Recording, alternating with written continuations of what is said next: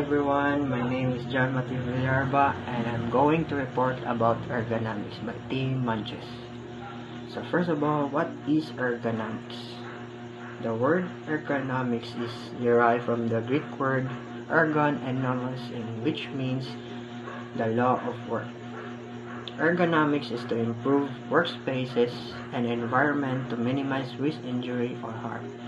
So ergonomics is focusing about our body to not abusing it by work and how properly we use in it.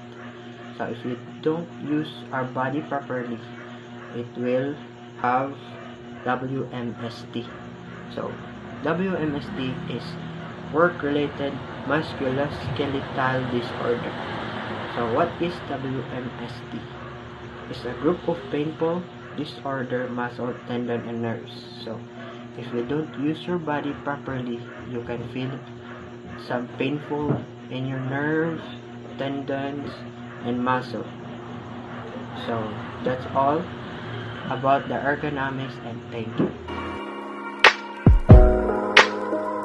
Everyone, I am your next lecturer and this is HPC 217 Ergonomics and Facilities in Planning for the Hospitality Industry with the topic History and Application of Ergonomics. In this session, I will be tackling brief history about the ergonomics, what is ergonomics all about, including the definition, strategy, goal, principle, and how effective is ergonomics. The birth of the profession. It started on 1945 to 1960.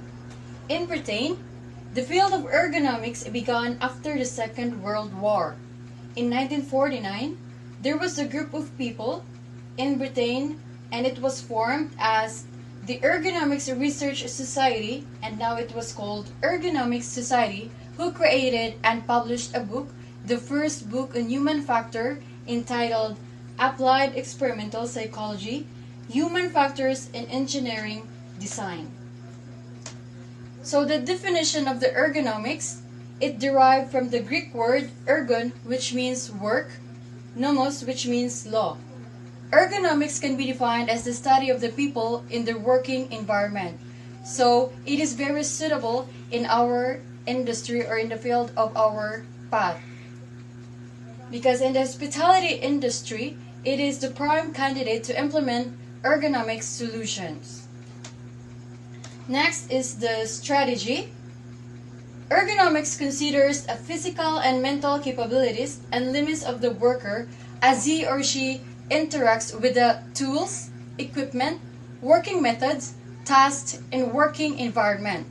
Since the staff in the entertainment and the hospitality industry keeps or strive to keep the hassle and bundles behind the scenes, which can lead to sacrifice into the ergonomics. The goal of the ergonomics. So it reduced work-related musculoskeletal disorders. Without the ergonomic habits and the practices, it could leave the employees to the sick days and the injury time. So later on, we will be discussing about musculoskeletal disorders. So we will proceed first about the principle.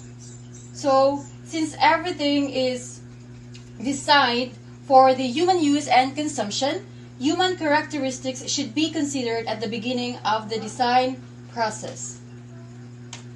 So the musculoskeletal disorders are the illnesses and injuries that affect one or more parts of the musculoskeletal system. So in our industry, these are the work-related factors for the MSD. First, the high task repetition. Second is the forceful exertions. And third is the repetitive or sustained awkward posture. While the individual related factors are poor work practice, poor overall health habits, poor rest and recovery, poor nutrition, fitness, and hydration. So before I will proceed to the next page, I will be pointing some of the risky job positions in our industry. Just like, for example, the dishwashers who handle trays for the dishes, the housekeepers who lift more bundles of sheets and towels, and also janitorial staff who lift more bins for the trash and recycling, and also the cooks who handles larger size of ingredients, and also heavier pots and pans. So next is the effective ergonomics. This is very important. So ergonomics can make employees more comfortable and increase productivity. First, increased savings. Second, fewer employees experiencing pain. Third, increased productivity. Fourth, increased morale. Fifth is reduced absenteeism. So ergonomics is for workers' safety and health and maintaining the healthy working environment, because in our industry, we are all at risk. Good evening, everyone. My name is Crystal Estenso from Team Munchies. So my report for today is ergonomics risk factors. If we say risk, it is a situation involving exposure to danger, while factors is a quantity of fact contributes to a result or outcome. Learn to control ergonomics risk factor associated with your work. There are 3 ergonomics risk factors interact in the areas. First is the worker, second is the job, and lastly is the environment. Risk factors inherent in the worker. Physical, psychological, and non-work related activities may present unique risk factors. Some workers handle heat stress less effectively than others. Heat tolerance happens for a variety of reasons. Personal risk factors include diabetes, high blood pressure, heart disease, lower level of physical fitness. Factors inherent in job. Procedures, equipments, workstation design may introduce risk factors. Job activities involving any of the ergonomics risk factors below may contribute to or result in an increased risk or strain and injury. First, awkward posture. Second, bending. Third, noise. Last, push and pulling. Risk factors inherent in environment. Physical and psychosocial climate may introduce risk factors. Example, tobacco, alcohol, obesity, ultraviolet radiation. When it comes to environmental factors that raise the risk of cancers, it may seem like avoiding exposure is as impossible as avoiding the air you breathe. In reality, though, you have more control than you think. Physical factors. Awkward postures refers to positions of the body that deviate significantly from the neutral position while performing work activities. This is the wrong lifting position, while this is the right lifting position. Next, this is the pushing right position. That could be all. Thank you. Hi everyone, my name is Arturo Nunez from the Team Munchies, and I'm going to report about the contact stresses.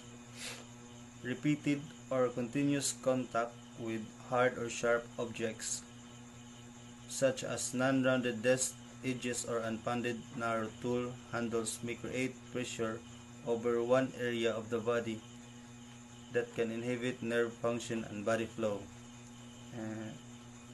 Examples of the contact stress include resting wrist on the sharp edge of the desk or workstation while performing tasks, pressing of tools handles into the palms, especially when they cannot be put down, tasks that required hand hammering, and sitting without adequate space for the knees.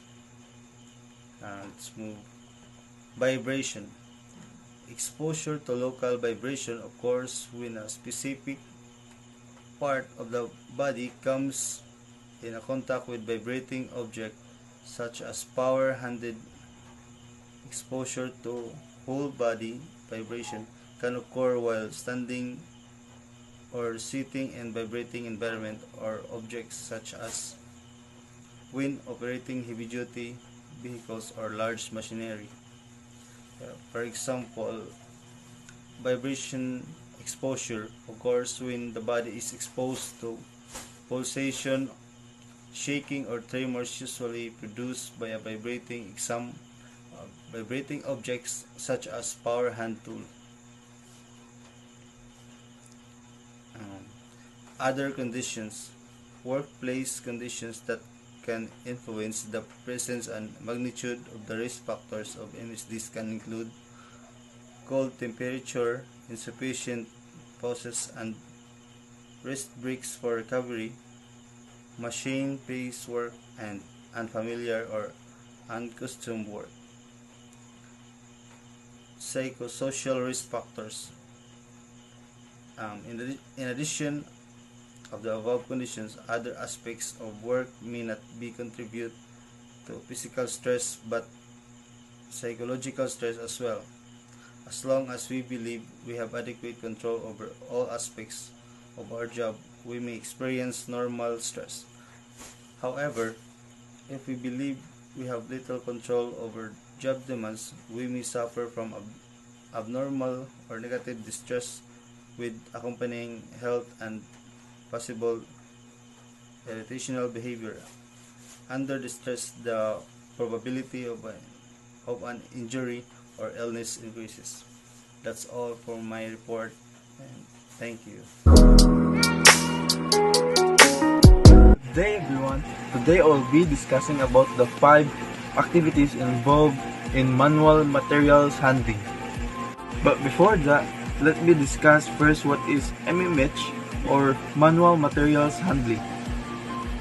Manual material handling or MMH is an important application of ergonomic principles that particularly addresses back injury prevention. It is any activity or sequence of activities that requires a person to use their physical body to perform a work. It includes lifting, lowering, twisting, pulling, pushing, carrying, moving, sliding, or stacking a things, person, or animal. Manual materials handling. Manual material handling is the most common cause of occupational fatigue and low back pain. It is always hazardous, but the level of hazard depends on what you are handling, what the task is, and what the conditions are at the workplace or worksite. Manual materials handling involves 5 types of activities: lifting or lowering, pushing or pulling, twisting, carrying, and holding. Lifting and lowering. Lifting is to raise from a lower to a higher level. The range of a lift can be from the ground to as high as you can reach your hands. Lowering is the opposite activity of lifting. Pushing and pulling. Pushing is to press against with force in order to move the object. The opposite is to pull. Twisting, as an applied to MMH, is the act of moving the upper body to one side or the other while lower body remains in a relatively fixed position. Carrying, having an object in one's grasp or attached while in the act of moving. Holding, having an object in one grasp while in a static body position. Manual material handling is always hazardous, but the level of hazard depends on what you are handling, what the task is, and what the conditions are at the workplace or work site. Thank you. Hope you learn.